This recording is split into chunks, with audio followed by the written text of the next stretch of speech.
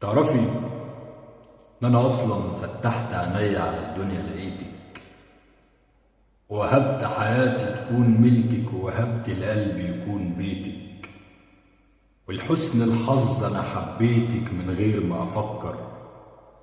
فلقيت الدنيا بتحلو كتير واكتر علشان زادت في حياتي قطعة من السكر، وآمنت بإنك فرحي ونصيبي الحلو، وإنك عوضي عن كل ما مر، وإن انت اللمسة اللي جيتيلي علشان بس تطيبي كل المر، وإن الضحكة اللي بتطلع منك دي اتخلقت علشان وعشان تسعد قلبي في بعدك بيعاني، وإن لو أوصف فيكي واكتب وأقول ولا هيكفيكي من الشعر نزار طبال.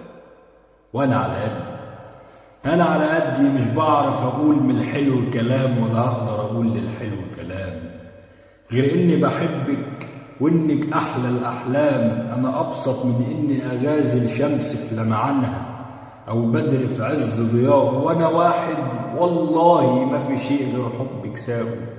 وأنا ما عندك طفل بيتمنى الشيء وبيتشعبط فيه، شايفك أمه وأخته وحبيبته وبيته، وإنك حب اللي أنا حوشته وخليته.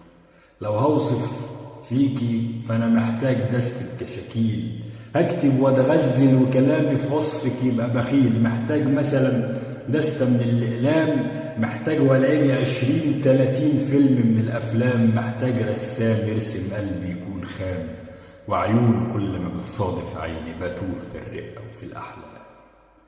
لو قلت بحبك تحلو الدنيا وتمطر ورد، فإذا قلت بحبك أبقى أنا أسعد مخلوق على وجه الأرض.